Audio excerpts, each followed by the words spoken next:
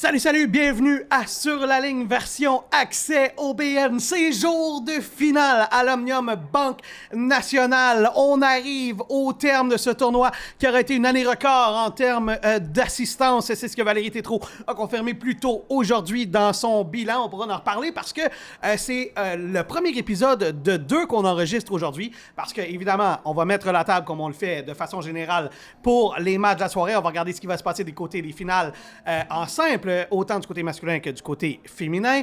Et ce soir, après la finale, on va enregistrer notre bilan du tournoi. Charlotte Robillard-Millette à ma droite, Hugues Léger un peu plus loin. Hugues, comment vas-tu? Comment te portes-tu, mon cher ami? Très bien, l'énergie est toujours là. Après 12 jours, on sort du bilan de Valérie Tétrault, on en parlera plus tard dans le deuxième épisode. Mais écoute, ça va bien. Puis moi, j'ai une finale qui m'intéresse, tant à Montréal qu'à Toronto, donc c'est un bel Omnium Banque Nationale. Je suis content que la finale t'intéresse puisqu'on va en parler. Ben, Alors, ça tombe bien. C'est une de très bonnes choses. Et tu parlais de l'énergie. Je dois saluer une fois de plus le travail de Lily qui nous motive, qui nous prime derrière la caméra. Vous allez la voir, vous l'avez déjà vu sur nos médias sociaux hier avec Charlotte. Ces deux-là sont devenus BFF. Ça n'a pas été très long. Ils sont devenus le team de feu, les deux queens du podcast. Et ça me fait plaisir. D'ailleurs, en parlant de queens du podcast, Charlotte Robillard-Millette, comment vas-tu? Comment te portes-tu? Ça va bien. Je me surprends à avoir pas mal d'énergie aujourd'hui. Let's go! Je pense que c'est l'adrénaline de la dernière journée, de la finale. Je me suis mis une belle robe pour l'occasion. Puis on finit ça en force avec un épisode aussi après le match de simple. Donc, Charlotte, je suis très contente d'être là. C'est parce que tu es habitué d'être à ton meilleur en finale. Exactement. C'est parce que tu es clutch. Exactement. C'est comme Faut ça toujours que ça- être Quand ça au top. compte, Exact. quand ça compte Exact. vraiment, elle est Tu là. show up pression. quand c'est le temps. Et là, c'est jour de finale. Ben voilà, je suis content de vous avoir avec moi. Je vais pas vous remercier tout de suite parce que il nous reste encore un épisode à faire, mais je suis très, très fier du travail que vous avez fait tout au long de la semaine. Je pense que ça a été vraiment le fun. Et puis, j'ai bien hâte qu'on puisse se prendre un petit temps mort pour nous la semaine prochaine là, parce qu'il n'y aura pas d'épisode. Bon, parlons-en de cette finale. Je vous avais garanti une finale avec au moins un Américain. Et j'ai eu raison. Tu nous as pas menti. Ah non, je Tu vous ai avais pas. raison, Alex, quand tu as parlé à Ben Shelton. Regarde, de l'invasion américaine. Est-ce que c'est l'invasion américaine? Ben, t'avais raison, c'est une invasion américaine. Ben, ça l'est parce que c'est une première. 100% américaine. C'est une finale toute américaine. Ben oui. Et c'est la première en finale de Masters 1000 depuis 2003. Wow. Ouais, Où c'était Andy Roddick contre Marty Fish Quand à même. Cincinnati. Donc, Ouais. très grosse finale. Et pas juste ça. C'est la première aussi ici, depuis 1995. Et là, c'était deux pas pires. Non, prends une chance. Nomme deux grands Américains, d'après moi, tu vas frapper. Sam Press Agassi. Ben voilà, facile. J'y étais probablement. Non, mais moi, j'étais pas née. Ah, écoute. Charlotte, T'as qui a- manqué un bon match. Charlotte, qui à chaque épisode, nous rappelle qu'on est vieux. Je vous le rajeunis pas. Hein. Surtout moi. Puis moi, je me rends compte que j'ai encore mon accréditation. Je peux l'enlever. De 95. Hein? Mais moi, en 95, je suis né, par contre. Ah non, pas mon accréditation de 95. Non, mais moi, je serais venu avec probablement un billet gratuit en Et 95. je crois que c'était l'Omnium du Maurier à l'époque, Oui. si je me souviens. Wow. Alors que tu travaillais toi-même pour les compagnies de cigarettes. Don du Maurier. Mais tu as eu une rédemption depuis. Oui. Tu travailles Oui. plus à empoisonner le Non, monde. vers C'est le une bonne sport, chose. tranquillement. Voilà, Il y a voilà. eu l'alcool, la bière, après la cigarette, maintenant le tennis. T'as arrêté un bon Mais candidat. là, tu disais que les États-Unis prennent le contrôle Ah, en fait, du pays, du tournoi. du tournoi parce que ben, il y avait Tienne qui était aussi en demi-finale. Ah, Puis là, ben, on a une finale toute américaine. Il y Exact. avait Coco Gauff aussi chez les femmes, puis Goula aussi qui avait des bons résultats. Ouais. Donc on voit que le tennis aux États-Unis. Ça va bien. Ouais, si il y a quelques années, ils avaient connu une espèce de creux de vague. Même Ouais. le Canada avait passé devant C'est là, pas mal. Était peut-être devenu je me souviens qu'on avait eu cette conversation-là avec Ben Rotherberg sur le podcast, puis je lui avais demandé, est-ce que tu as l'impression que les États-Unis sont devenus un pays deuxième tiers? Bon, c'était chez les hommes, là, particulièrement, Ouais. parce que chez les femmes, tu avais Ouais. encore d'excellentes joueuses. Mais là, ils sont de retour, et plus fort que jamais. La profondeur dans le top 100, elle est quand même assez impressionnante. Puis tu sais, Ben Shelton, qui est ici, là, qui a déjà des Masters 1000 derrière lui, il n'y a personne qui va tomber en bas de sa chaise s'il remporte un grand chelem. Tiens, c'est la même affaire. Il a gagné les finales de l'ATP Next Gen. Il y a beaucoup d'Américains qui peuvent aspirer à de grandes choses dans les prochaines années. Ils ont ce qu'il faut pour gagner une Coupe Davis à nouveau. Oh mon Selon Dieu. moi. Eh ben, Moi, je suis coach en Coupe Davis. Wow. T'as l'embarras du choix pour l'équipe. Là. t'as Vraiment. 100% Puis, tu sais, raison. Nakashima, on le voyait pas nécessairement en finale. Puis Il joue voilà bien. qu'il se ramasse dans sa première finale Ah, ouais, de ouais. Masters 1000 en carrière. Ouais. Donc, Puis il joue très bien. Il a battu Hodar de belle façon. là. ouais, il a joué un très Ah, bon ouais. match. Beaucoup de Tactiquement, coups là, gagnants, ouais. 81% des points gagnés sur sa première balle. Exact. Il n'a pas cédé son service une fois, donc il était vraiment, vraiment solide. Moi, ça m'a surpris parce que je pensais vraiment que Yudor allait passer à travers, puis même de façon peut-être facile, entre guillemets. Mais félicitations à Nakashima qui a joué vraiment un match solide, malgré que Yudor, c'était pas son meilleur match, sans rien enlever à l'Américain. Avant qu'on tombe encore plus dans l'analyse de ce match-up-là, parce que ça reste un épisode assez court, vous savez que c'est la 6e finale toute américaine. On a dit en 95, c'était André Agassi, Pete Sampras. Es-tu game de me dire... Mais je suis quand même confondu. 1992, selon les notes de l'ATP. André Agassi contre Ivan Lendl. Ivan Lendl, avait-tu la nationalité américaine? Oui. OK. Tchécoslovaque, mais je pense qu'il a été naturalisé. C'est ça. Parce que j'étais aux États-Unis depuis toujours. J'étais confus par le nom. En 1992. 1990, Michael Chang contre Jay Burger et les autres. Jay Burger, 84-1969. C'est la 6e finale toute américaine. Les Américains. C'est quand même historique pour les États-Unis.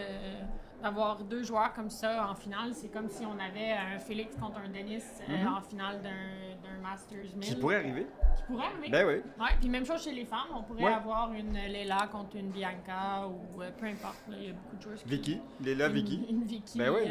Évidemment. Ouais. Parlons-en de cette finale-là. Ben Shelton contre Brandon Nakashima. Je pense que Ben Shelton, personne n'est surpris de le voir en finale. Tout le monde aurait été là. Oui. On aurait dit que c'est un finaliste légitime. Depuis la sortie de Zverev et de Félix, je dis ben là c'est Shelton qui vient favori. C'était à lui de perdre. En plus de défendre son titre à Toronto, 5e favori, c'est pas surprenant. Là. Mais tu sais quoi, je le regardais jouer et j'étais très impressionnée par son focus sur chaque point. Ouais. Il gagnait quand même assez facilement hier et il se donnait sur chaque balle, il s'encourageait, même que son père, qui est son coach, lui faisait signe. Il est le fun à regarder jouer. Garde ton calme parce qu'il était tellement intense sur chaque, tu sais, beaucoup d'encouragement. Même qu'il a commencé à saigner quand il gagnait dans le 2e set parce qu'il essayait de courir pour une balle, pour un lob qui a passé par-dessus la tête. Il est rentré dans les estrades, dans le panneau, derrière le terrain, derrière la ligne. Puis il a dû arrêter parce qu'il saignait près du coude. Donc, il était vraiment là, engagé, il ne laissait rien passer. Donc, il est dans la zone pour essayer d'aller défendre il veut gagner son titre, ce tournoi-là. Moi, j'aime beaucoup le regarder jouer, là, même s'il n'a pas aimé ma question en conférence de presse. Là. You're banned. Non, mais je pense pas. Mais je comprends qu'ils font attention à ce genre de questions politiques. Mais c'était pas politique, par contre, ça l'était pas. Lui, c'est comme ça qu'il l'a interprété, là, mais c'était évidemment une question de tennis. Mais moi, c'est un joueur que j'aime beaucoup jouer, tu le sais, je te l'ai déjà dit 1000 fois. J'aime jouer. Voir jouer. Non, voir jouer. Non. Le jouer, il jouerait pas bien gros. Moi, j'aimerais ça un match Alex Shelton. Ben oui. Attention, c'est un gaucher. Fais attention quand même. Là. Honnêtement, ça devrait être... Est-ce que je peux gagner un point puis que c'est pas une double faute? Si je gagne un point, je gagne le match. D'après moi, je touche pas une balle. Il va te faire un golden match? Un golden set? Un golden match. Ouais. Mais... Non. C'est pas un double bagel, là. C'est un golden match. Ah non, mais je sais ça, je ferais pas un point. Ce qui me surprend de cet affrontement-là... Nakashima? Que Nakashima soit en finale, ça me surprend, certainement. Oui, moi aussi. Mais quand on regarde les affrontements, les face-à-face, ils se sont joués quand même 5 fois. 5-0. Ouais, mais c'est d'un côté, par contre. 5-0. Ça va d'un côté, la rivalité, présentement. C'est fou quand même, 5-0 pour Ben Shelton. Puis là, la dernière fois qu'ils se sont joués, c'était à ce tournoi-ci, mais à Toronto l'an passé. Puis ça a été quand même assez serré. Oui, 3-7.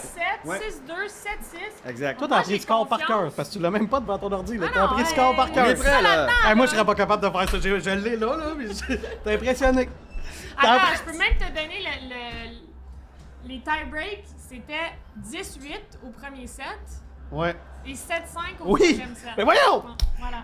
Mais ça, les athlètes, là, OK, ça, vous me Mais surprenez. j'ai une mémoire photographique. Mais, donc, bon, brag, première des choses. Mais non, mais je m'enlève le mérite en disant... Mais les athlètes, vous me fascinez, OK? Parce que, mettons, les joueurs de hockey avec qui je travaille, ils vont se rappeler du 17e but, comment ça s'est passé. Puis je suis à peu près sûr que toi, tu pourrais te rappeler d'à peu près... Ah, tel échange que c'était spectaculaire. J'étais à Istanbul. On a la mémoire sélective. Puis vous vous souvenez de vos coups? Il y a des choses qui nous marquent. Je pense que tu serais capable de dire, OK, il a servi de mon côté revers, j'ai renvoyé tel coup, puis tu serais capable de décrire une bonne partie des échanges qui t'ont marqué dans ta carrière. Après un match, on peut décrire probablement le match de A à Z. Premier point est arrivé ça, deuxième point est arrivé ça, comme point par point. C'est quand même assez incroyable. Mais on essaie vraiment de fermer la fenêtre derrière nous parce mais que c'est pas grave. dérange. Mais le pire, c'est que le micro le prend pas tant que ça. Non, c'est correct. On est dans l'ambiance, c'est très bien. Ouais, puis c'est les joueurs du double qui arrivent sur le terrain en ce moment. si vous me demandez. C'est les adversaires qui ont battu Alexis exact. et Duncan, les troisième têtes de série, contre Luz et Matos, les Brésiliens. Ouais. Je connaissais bien Orlando Luz des juniors aussi. Il était, si je me rappelle bien, premier au monde chez les juniors. Il avait vraiment eu une bonne carrière. Puis je l'ai recroisé récemment, c'était bien de se revoir. Je pense que ça va être un bon match. Ouais. Toi, la joueuse qui était première chez les juniors au monde, quand toi tu jouais, à mon souvenir, elle est suspendue présentement. Oui. C'est Vondrousova. C'était Vondrousova qui était numéro 1 mondial quand toi tu étais numéro 4, là, ou en tout cas dans ces eaux-là. Là. C'était pas mal elle qui était numéro 1. Si on regarde de plus près cet affrontement, ce duel-là, Ben Shelton, il est présentement 10e au monde. Brandon Nashakima, il est 31e au monde. 28e favori. 23 ans pour Ben Shelton, 25 ans pour Brandon Nakashima. Ben Shelton a passé 7 heures ou à peu près sur le terrain, presque 10 heures pour Nakashima, fait que presque un match et demi de plus, dépendant 17 à 9h44 minutes de jeu. Je pense que Shelton part quand même grand favori. Il mène la confrontation 5-0.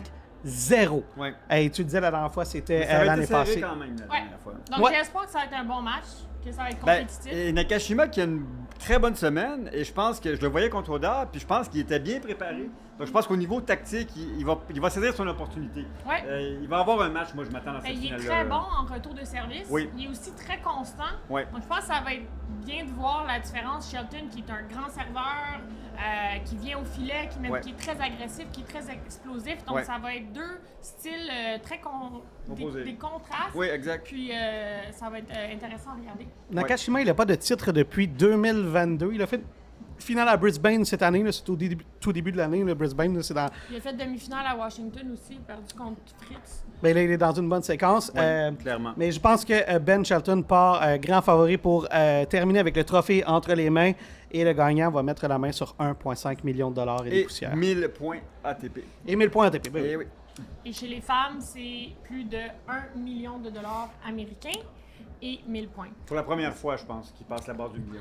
On sera... bon, il y a plus qu'une chose à comprendre là, dans le cas de l'équité un gros sujet. Mais c'est un gros sujet, mais ce qu'il faut comprendre aussi, c'est pas juste une question homme-femme, c'est une question que il y a des tournois qui n'ont pas exactement la même valeur, puis le nombre de commanditaires peut affecter la bourse à la fin aussi. Là. C'est pas juste une question d'équité. Mais l'année prochaine, si je me trompe pas, là, on sera au pair. Oui. On sera au pair du côté homme-femme pour les deux tournois à Montréal et Toronto. Il y a une campagne de la Banque nationale qui traite de ce sujet-là en ondes en ce moment. Oui, c'est toi qui l'as initié, non? Le début du projet, c'était moi. C'était avait amené Billie Jean King à Montréal, d'ailleurs, à C2. Félicitations. Ouais. Une autre fois où j'ai pleuré. Merci. Une autre fois où j'ai pleuré. Une autre fois où tu as pleuré, Alex. C'est la seule fois que j'ai pleuré en rencontrant un athlète. Tu voulais le voir pleurer, aller sur les réseaux sociaux. Non, c'est juste une photo. C'est juste une photo, mais je t'assure pas. Non, cette semaine, Ah oui, excuse. Ben oui, c'est vrai. Puis tu m'as réconcilié, on voyait ton bras. Merci, Charlotte. Prédiction. Shelton. Sans hésiter. Mais peut-être un 3-7. Un 2-7 serré ou un 3-7. Ouais, je suis mais d'accord. Shelton. En finale, ils vont tout donner les deux, puis il va avoir un peu de stress. Ouais. Mais il va défendre son titre. Est-ce que gagner l'Omnium Banque Nationale Masters 1000, c'est plus gros que gagner les finales de la Next Gen? Ouais. Oui, un Masters 1000, c'est plus gros. N'importe quel Masters 1000 est plus gros qu'un Next Gen. Ce serait donc le plus gros titre. Ça reste dans les jeunes. Ouais. Que là, C'est presque un tournoi junior, là, tu sais, à 21 ans. C'est super, mais je pense qu'un Masters 1000, c'est une coche au-dessus. Ouais. Ben oui, 100%. Ben voilà, c'est dit, la finale entre Ben Shelton et Brandon Nakashima, une finale toute américaine, la première depuis 2003, tu nous rappelais, avec Andy Roddick. D'ailleurs, Andy Roddick était un de mes joueurs préférés. J'adore. On a les mêmes initiales, par ailleurs. Moi et Andy Roddick, AR. Hein? Vous avez un podcast tous les deux. Vous êtes pareils, dans le fond. On est deux numéro 1. Porte une casquette. On est deux numéro 1, porte une casquette. Non, mais... N'importe quoi. On a beaucoup de... Gros premier service. Non! Pas au tennis, en tout cas, mon premier gros service. Si je vais au resto, peut-être que je me prends un gros premier service. C'est comme Charlotte. C'est bon, ça. Gros premier service au resto. Passons du côté de Toronto, parce que il y a aussi un match là, et c'est une finale digne d'un tournoi du Grand Chelem. On en parlait.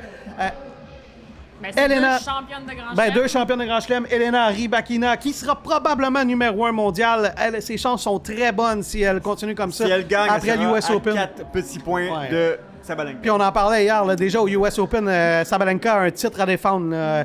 Puis si je me souviens bien, Rybakina, c'est une ronde des 16. Alors, elle ça fait bien. Elle est en route pour la première place, Rybakina. Elle est en route. Encore une fois, les affrontements, je les trouve très intéressants. Ouais. 12 rencontres. C'est beaucoup. Ouais. Énorme. C'est beaucoup se jouer 12 fois et ça va être le duel qui va trancher parce que c'est 6 à 6. 100%. 100%. Et Ouais. les 2 derniers affrontements ont été remportés par Rybakina, mais 1, 2, 3, 4, les 5 affrontements avant, c'était Swiatek. Alors ça, c'est intéressant.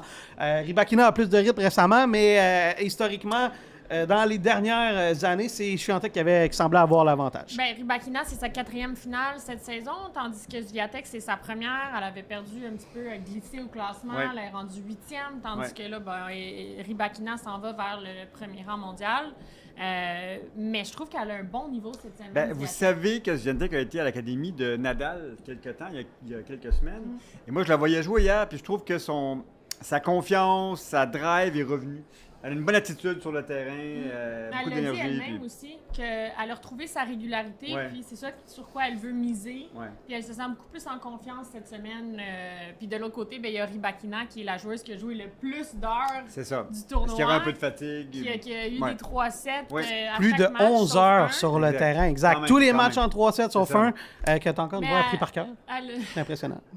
Non, mais elle a rigolé en disant rendu là, j'ai tellement joué cette semaine que mes coups sortent toutes seules. Puis, Mais il y a ça aussi, tu sais, souvent, c'est comme un gardien de but. Des fois, tu lui demandes, t'aimes-tu mieux avoir plus de tirs que de pas assez? Puis des fois, t'es comme, j'aime mieux en avoir plus que pas assez parce que, t'es dans un... T'es dans le groove, t'as confiance. Puis tu sais, rendu là, ce sont 2 championnes de Grand Chelem, ce sont 2 filles qui sont habituées de jouer beaucoup sur 2 semaines. Tu sais, un Grand Chelem, c'est encore plus exigeant parce que t'as pas de bail au premier tour. Fait que tu joues un match assurément C'est vrai. de plus, puis non seulement ça, Ouais, probablement physiquement, 2. Elles peuvent tenir le coup. Parce que t'as pas ici, c'est pas un tableau de 128, là. En Grand Chelem, c'est un tableau de 128. Fait que je sais pas jusqu'à quel point c'est significatif, la différence d'heure pour ces 2 filles-là spécifiquement.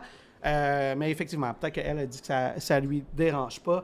Mais ce sont 6-6 ces affrontements entre les deux. On en parlait tantôt. 25 ans pour Iga Swiatek, 27 ans pour Elena Rybakina. 8 heures sur le terrain pour Swiatek et on disait plus de 11h30 minutes. Et la gagnante fera, tu le disais tantôt, $1 million. C'est 1,85 million là, ou à peu près là, et des poussières. belle Alors, semaine. ah ben oui, c'est payant. Non, Bonne c'est payant le petite tennis. Comme toi. Quand tu Pas gagnes, loin. c'est payant. Alex. Pas loin. C'est Mais payant moi, quand tu gagnes. moi, là, j'ai 1 million, mais en dollars bonheur avec vous. Je pensais en point Canadian Tire. Non, ben c'est pas le... Des fois, c'est pas En loin de point ça. cage au sport. Oui. On salue la cage. Bon, d'ailleurs. voilà. La plug est là. Ouais, ouais. Mais puis pour vrai, je tombe en congé. Il y a des bonnes chances que ce soit quelques wings après, là, si c'est encore ouvert, là, après la finale. Je vais peut-être aller prendre un petit verre de vin, hein? Puis quelques wings, pourquoi pas. Prédiction! Oui. Pas la prédiction de ce que je vais manger. Là. Prédiction pour la finale des femmes. Rybakina. Oh! Rybakina. Moi, j'ai Alex Swiatek. Je pense que c'est elle qui va... J'ai même pas fait ma prédiction de l'autre bord, du côté des hommes. Je me suis pas commis. Trop tard. Non, mais ça va être Shelton. Ça va être Shelton. Ça va être Mais je vais y aller avec Swiatek. Ouais. Je pense qu'elle est due pour un bon titre. Et puis, je pense que... Bon, je disais tantôt que ce sera peut-être pas significatif, mais quand même, peut-être que le 3 heures sur le terrain, si le match s'étire, ça sera à son avantage. Mais je pense que c'est le genre de match que... Tu popes un 25 cents dans les airs, puis Je pense que ça va être un t'as bon raison des deux bords. Moi, là, tu sais. le seul truc qui peut me garder une réserve sur Rybakina, parce que je pense que c'est la meilleure du circuit en ce moment, c'est qu'elle est peut-être un peu fatiguée.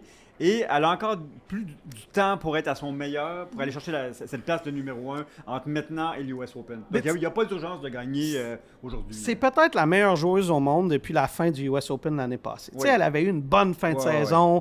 ouais. Le mois Finale d'octobre, de la finale WTA. à la WTA. Très constante. Puis elle avait, elle a bien commencé en remportant l'Australie par la suite. Alors, c'est peut-être là, tu sais, je comprends le classement, là, mais mettons dans les 48 dernières semaines, D'accord. là, au lieu Ouais. des 52, c'est peut-être la Ouais. meilleure joueuse au monde. Est-ce que tu veux que je te fasse une démonstration de sa réaction si elle gagne le tournoi? Oui, s'il te plaît. Très bon. OK? Si Rybakina gagne le tournoi, elle va regarder son équipe. Puis elle va aller serrer la main, puis that's it. C'est tout. C'est tout. Il y aura, Elle va pas il y aura s'étendre sur le rien terrain, d'autre. elle va pas Non. lancer sa Il raquette. n'y aura pas de feu d'artifice. Non, non, ça non, va Ça être- va être ça. Ça va Ça va être juste ça. Ouais. Ça va être, tu annonces que son char, faut qu'il rentre au garage ou qu'elle a gagné un titre, c'est la même face. Non, mais moi, j'aime son contrôle quand même. J'adore. Ah, oui. Mais je pense c'est impressionnant. Mais tu sais, on en a parlé souvent. Rybakina, c'est pas la fille la plus charismatique, mettons. C'est vrai. Puis elle aurait tout pour être une des locomotives de la WTA. Elle paraît super bien, cette fille-là. C'est pas une personnalité comme Sabalenka. Non, ou comme Sabalenka. Remarque, je fiantais que ça y ressemble un peu dans ce contexte-là aussi. Elle non plus, elle est démonstrative dans ses émotions. Un petit peu, mais c'est pas la... Mais quand même très réservée. Ouais, c'est pas une Sharapova ou une Serena ou ou une Charlotte Robert-Millette. Je te dis, j'avais ça. Toi, Charlotte, ça aurait été quoi ta réaction si tu avais gagné? Ben, c'est sûr qu'il y aurait eu quelque chose, là, l'étoile. En plus, à Montréal ou à Toronto. Mais non, c'est certain. Non, ça aurait été... Ça aurait pas été... Non, c'est ça. Mais je respecte ça, je trouve. Tellement calme. C'est incroyable. Soyez vous-même, les amis. Hein? Exactement. Elle s'assume vraiment bien là-dedans, puis elle reste elle-même, donc c'est ça l'important. Pour vrai, elle n'en a rien à foutre de ce qu'on parle de ses réactions, j'espère. Là. Puis, à sa place, je serais exactement pareil. Charlotte Robillard-Millette, merci infiniment pour ton travail sur cet épisode, Hugues. Même chose, merci beaucoup. Encore une fois, félicitations pour tout votre travail cette semaine. Il nous reste un seul épisode. On se retrouve après la finale. Et Hugues, comme c'est la tradition, je te donne le mot de la fin. Merci à nos partenaires aussi. Tout d'abord, Cadillac Westerlund et la Cadillac Lyric 100% électrique, Café Vito. Et moi, Chandon, je le renomme parce qu'on a eu une très belle célébration avec eux. By the way, on est rendu à 1 400 000 vues. Ça continue de monter. Donc, on verra jusqu'où ça se terminera. Mais merci à vous de nous écouter. Merci à vous de nous écouter. Merci à Lily, à toute l'équipe de Chaos Sport. Et je vous dis bon tennis. Bon tennis, Alex. Bon tennis, Charlotte. Bonne finale, tout le monde.